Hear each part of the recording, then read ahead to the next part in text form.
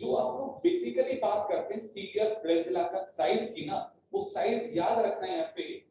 ये साइज का डिफरेंस है सेप्टिक पार्ट का, जो आपने लिखा था ना अभी बेटा जी 5 से 20 या आपने कहा 100 से 200, तो जो भी वो डिफरेंस है ना बेटा, चारों वो डिफरेंस किसका है बेटा, यहाँ पे सेप्ट के पार्ट है कि ये हमें कितना दिख रहा है, बाकी पार्ट तो सबका सेम सेम है, इस पार्ट में डिफरेंस आने वाला है।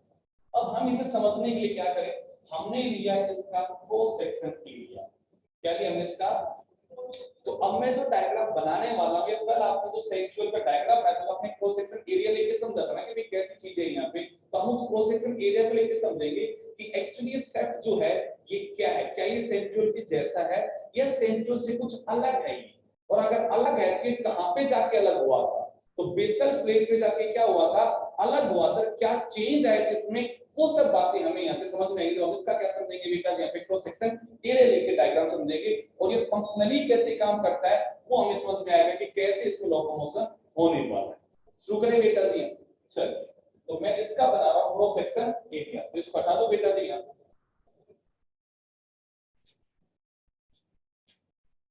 हमने इसमें खास बात क्या देखा, डिफरेंस को समझते जाना, एक एक डिफरेंस इसे सीरिया से कैसे चीजें अलग होने वाली है, सब चीजों को साथ साथ समझना है। पहला पॉइंट हमने देखा बेटा जी सेंट्रल पार्ट, उसका सेंट्रल पार्ट जो होता है उसमें one pair of microtubule present, क्या प्रेजेंट है, वन पेयर ऑफ, इसका मतलब सर एक माइक्रोट्यूब्यूल यहां बैठा हुआ ये कंप्लीट है सर, और दूसरा माइक्रोट्यूब्यूल यहां बैठा हुआ ये भी कैसा है, यहाँ पे कंप्लीट है, और इनके बाहर एक ऐसी प्रोटीन शीट है जिससे ये सराउंडेड है।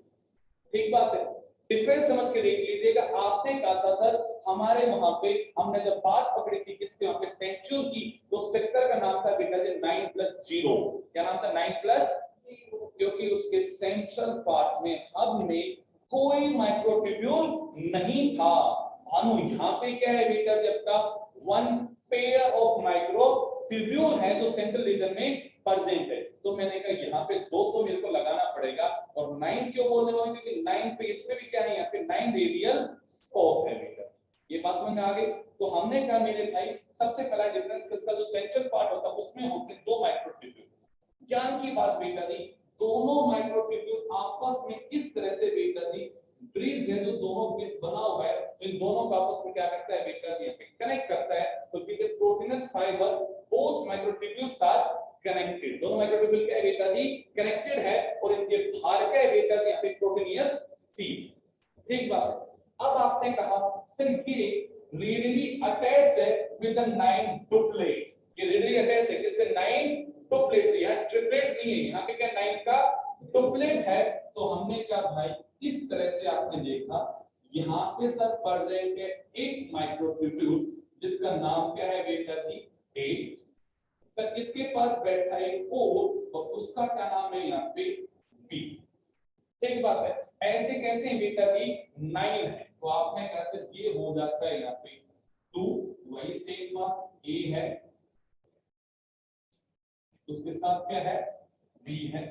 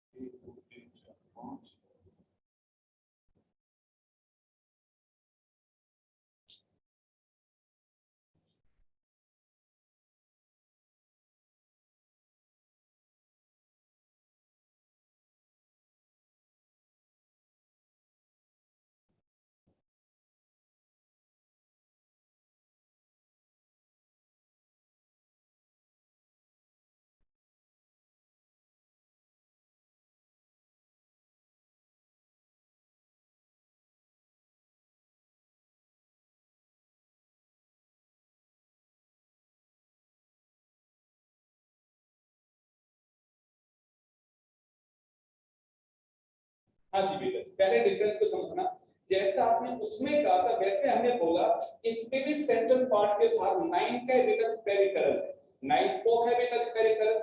आपने कहा सर पर इसके भार हमें दिखाई दे रहे हैं 3 नहीं, क्या है बेटा जी, डुप्लेट है 2 है। तो पहला दूसरा डिफरेंस आ गया, वहां पे था 9 का ट्रिपलेट, वहां पे क्या था 9 का, तो यहाँ पे मैं क्या करूं 9 का। सर बेसल का जो पार्ट था वो तो सेंट्रियोल था, वो तो सेंट्रियोल के जैसा है, 9 + 0 था और वहां पे सर 3 थे, पर ऊपर जब देखा तो 2 ही रह गए, तो एक कहां गया, इसी पार्ट पे आके तो ये टर्मिनेशन हुआ होगा ना। तो अभी थोड़ी देर पहले मैं समझा रहा था आपको कि जो बेसल प्लेट था वहां पे जो सी नाम का सबफिब्रिल था वो क्या हो गया, खत्म हो गया, और सेंटर के अंदर क्या आ गया बेटा जी, माइक्रोट्यूब्यूल आ गया। तो ये स्ट्रक्चरल चेंज कहां पे हुआ बेटा जी, एट द बेसल प्लेट, कहां पे हुआ, एट द बेसल, हाँ या ना भाई। बेसल बॉडी क्या था, 9 + 0 था और 9 के ट्रिपलेट थे बेटा जी वहां पे, तो और बेसल प्लेट के ऊपर जब सेप्ट को आपने पढ़ा तो वहां पे अपने का सेंटर के अंदर तो आ गए, और साइड में डुप्लेट है ट्रिपलेट नहीं है, मतलब स्ट्रक्चरल चेंज हुआ तो कहां पे हुआ, बीच का जो जंक्शन बना कौन सा, यहाँ पे बेसल प्लेट, वहां पे जाके सारा चेंज हुआ है, हाँ या ना। क्यों चेंज हुआ है, कुछ तो लॉजिक होगा, कुछ तो लॉजिक होगा ना, जहां से भी बात को समझना पड़ेगा, उस लॉजिक को समझेंगे कहां से बात होने वाली है बेटा जी यहाँ पे। अब अगले वर्ड पे आते हैं, सर यहाँ पे क्या बात है, तो हमने कहा भाई ये जो ए नाम का यहाँ पे सबफिब्रिल है, इसके ऊपर 2 आर्म है, इसके 2 बाजू है, इसकी 2, हमने कहा भाई ये इसकी 2 बाजू, ये बाजू बनी होती है स्पेसिफिक प्रोटीन की, किसकी बनी, स्पेसिफिक प्रोटीन की, और उस प्रोटीन का नाम होता है टाइमिन। ये सारे वर्ड याद रखने, वो एक स्पेसिफिक बेटा जी यहाँ पे प्रोटीन से बनी है, और उस प्रोटीन का मेरे बेटा नाम है यहाँ पे टाइनिन प्रोटीन। क्या नाम बेटा जी यहाँ पे, टाइनिन। खास क्या है इस प्रोटीन में, सब तुम याद रखते हैं इसको, तो खास ये है इसके पास है बेटा जी एटीपी एक्टिविटी। अब ये खास बात क्या है, ये एटीपी का हाइड्रोलाइसिस करके उसे एडीपी में कन्वर्ट करता है। क्या बोला लक्ष्य मैंने, एटीपी का हाइड्रोलाइसिस, मतलब मेरे बच्चा सर ये एटीपी को तोड़ता है एडीपी प्लस में, फॉस्फेट में, और इस दौरान एनर्जी क्या होती है, रिलीज होती है। सर एनर्जी निकलेगी तभी तो लॉस प्रमोशन होगा, अगर फ्लैजिला मूव करने वाली है तो हमें एटीपी एनर्जी तो लगानी पड़ेगी, तो हमें ऐसा भी तो एंजाइम चाहिए ना जो भाई एटीपी की एनर्जी को यूज कर सके। तो सर एटीपी को यूज किया जाएगा, ATP is the source of energy. अब उस एटीपी को कैसे यूज किया जाएगा, ये डायनेमिक उस एटीपी को तोड़ेगा, किसमें यहाँ पे एडीपी में पोस्ट एनर्जी तो निकलेगी, उस एनर्जी का यूज किया जाएगा फॉर द मूवमेंट के लिए। कैसे यूज होगा वो बातें और अच्छी आपको समझ में आएंगी यहाँ पे, बट यहाँ तक की बात समझ में आएगी। सर ऐसे ही आर्म ए वाले के सबके ऊपर बैठी हुई, तो आपने कहा सर ऐसे हम बना देते हैं, ये दो दो ऐसे हुक वाली आर्म है जो ऐसे बैठी हुई है। अभी गुड़िया ऐसी आर्म है जो यहाँ बेटा जी बैठी हुई है,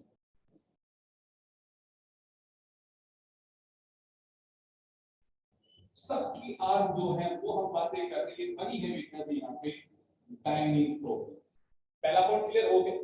सर ये ए नाम का सब फिब्रिल एक टेम्परेरी जंक्शन बनाता है, क्या बनाता है, टेम्परेरी, मैंने वर्ड बार बार बोल रहा हूं टेम्परेरी, ये जंक्शन जो बन रही परमानेंट नहीं है, कैसा है, टेम्परेरी है, और ये बी के साथ खुद को कनेक्ट करता है, किसके साथ, तो सर यहां से प्रोटीन का फाइबर है जो ए की आर्म को कनेक्ट करता है बी से, ए को कनेक्ट करता है किससे, तो मैंने कहा भाई ये है ए बी लिंकर, कल नाम आया था सी ए लिंकर, आज नाम क्या आ गया, ए बी लिंकर। एक बात है सी यहाँ पे है ही नहीं, यहाँ पे ये भी बेटा जी बना हुआ है किस प्रोटीन का बेटा जी, नेक्सिन प्रोटीन। बस खास बात इतनी सी है वंश बेटा, ये प्रोटीन के पास एटीपी एक्टिविटी नहीं है, बस ये एक टेम्परेरी जंक्शन है। तो मैंने कहा dynein protein form a temporary connection with the adjacent, with the adjacent subfibril, जो उसके बाजू वाला सबफिब्रिल है। भाई ये ए है, इसका जो बाजू वाला सफिब्रिल है बी, ये उसके साथ क्या बनाता है, टेम्परेरी जंक्शन बनाता है with the help of a protein fibre that is AB linker made up of the nexin. सोचिएगा सब में ऐसा ही हुआ, इनर आर्म ने ऐसा बेटा जी, आर्म ने अपने आप को कनेक्ट कर लिया इसके साथ।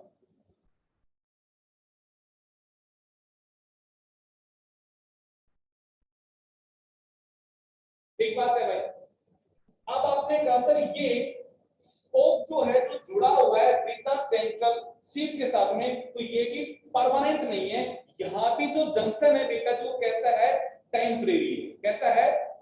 तो हमने कहा यहाँ पे हम ऐसा समझ के देखते हैं कि ये अगर रेडियल स्पोक है,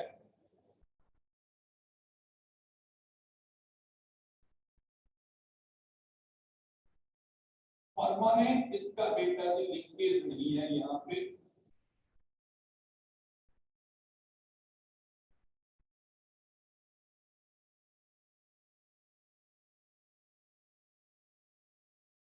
अभी यहाँ पे कोई भी चीज किसी भी चीज से परमानेंट नहीं जुड़ा है,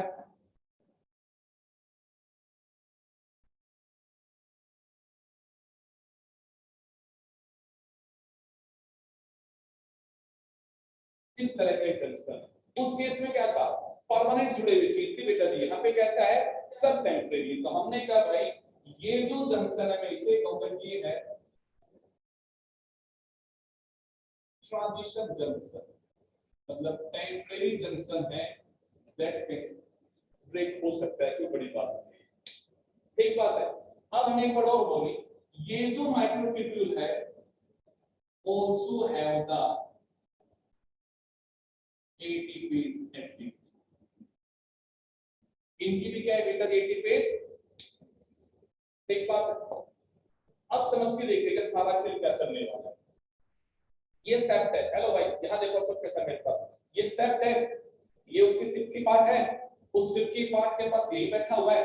अब जरा जंक्शन को समझना भाई, ये वाला पार्ट इस वाले पार्ट से परमानेंट से जुड़ा नहीं है यहाँ पे, तो क्या होता है, ये जो रेडियल स्पोक है ये बेटा जी यहाँ पे स्लाइड करता है इस साइड, ये स्लाइड करके इस पे आएगा, ये स्लाइड करके इधर आएगा, ये स्लाइड करके इधर आएगा, और ये एक दूसरे के ऊपर क्या करेंगे बेटा जी यहाँ पे स्लाइड करते हुए आगे बढ़ेंगे। अब स्लाइड करने के लिए हमें क्या चाहिए बेटा जी, एनर्जी चाहिए। मैं कुछ ऐसी बात कर रहा हूँ, ये है सारे जंक्शन क्या है यहाँ पे टेम्परेरी है, तो ये ऐसे स्लाइड करते हैं, ऐसा रोटेट किया उन्होंने। सर अब ये रोटेशन टिप से अगर शुरू हुआ तो ऊपर वाला हिला, फिर उसके नीचे वाला हिला, फिर यूं हिला यूं हिला यूं हिला, और रोटेशन कहां से शुरू हुआ बेटा, टिप से हुआ, कहां तक गया आपका, नीचे। बट ये राउंडिंग करने के लिए, ये रोटेशन करने के लिए एनर्जी चाहिए, तो एटीपीएस इनके पास बैठा हुआ है। सर ये हिलेंगे, रोटेशन करेंगे तो चीजें तो ट्विस्टेड हो जाएंगी, नहीं ट्विस्ट होने वाली, क्योंकि सारे जंक्शन कैसे हैं बेटा जी यहाँ पे टेम्परेरी है। मैंने ये तो नहीं कहा कि ये और ये भैया जी पक्के जंक्शन है, यहाँ पे टेम्परेरी है ना, तो ये इस पे फोर्स एक्सर्ट करेगा तो ये इसको इधर मूव करेगा, ये यहाँ पर पक्का कोई ना जुड़ा है, यहाँ से मूव नहीं हो सकता है, ये यहाँ से भी मूव करेगा बेटा। तो सर ये ऐसा होगा जब यहाँ पे दो स्टॉप होते हैं, एक होता है स्टॉप एनर्जी, मतलब जब ये एटीपी को तोड़ेगा तो एनर्जी का यूज करके ऐसे स्लाइड करेगा, और सर ये दूसरा होगा रिकवरी फेज, ये फिर ऐसे आएगा, फिर ऐसे करेगा, फिर ऐसे करेगा, इससे क्या होगा, वेव पैदा होगी, मूवमेंट शुरू होगा बेटा। अभी शुरू कहां पे हुआ, टिप पे, कहां पे शुरू हुआ, टिप पे, तो ये मूवमेंट कहां जाएगा बेटा जी, बेस पे जाके खत्म होगा।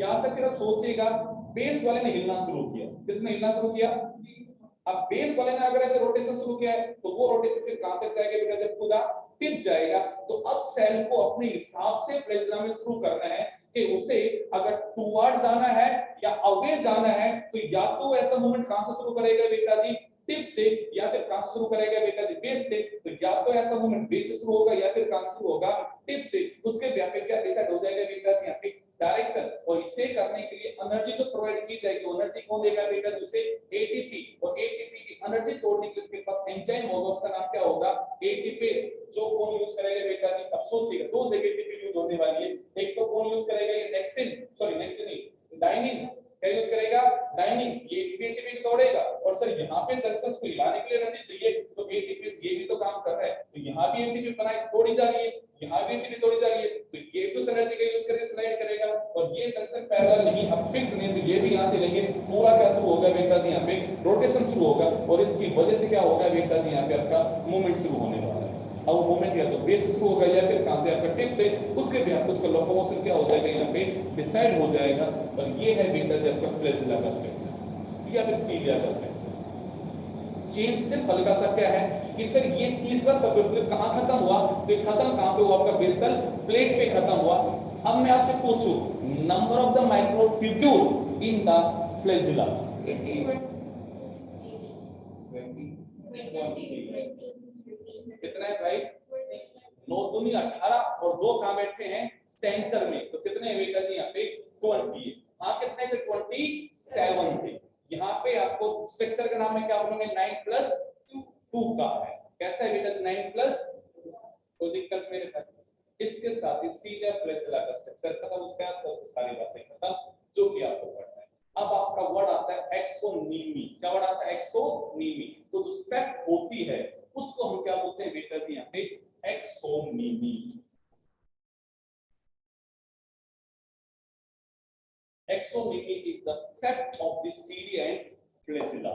एक्सोनीमी किसका नाम है यहाँ पे, सेट जो है उसके आसपास जो भी प्लाज्मा मेम्ब्रेन के आसपास जो मैट्रिक्स भरा हुआ है उस पूरे स्ट्रक्चर को हम क्या बोलते हैं बेटा जी का क्या है एक्सोनीमी। सेट हमने ऐसे ही लोकल वर्ड यूज कर लिया कि जैसे होता है ना बाहर निकला प्रोजेक्शन क्या बोलते हैं सेट पार्ट है, तो ये हमने अपनी तरफ से वर्ड यूज कर लिया। टेक्निकली इसका नाम क्या होता है यहाँ पे axoneme. The flagella part surrounding medium covered by the plasma membrane is known as यहाँ पे एक्सोनीमी। स्ट्रक्चर कैसा होता है इसका बेटा जी 9+2 का। स्ट्रक्चर कैसे इसका 9+2 का है, जबकि बेसल बॉडी का स्ट्रक्चर कैसा है 9+0 का। कोई दिक्कत, कोई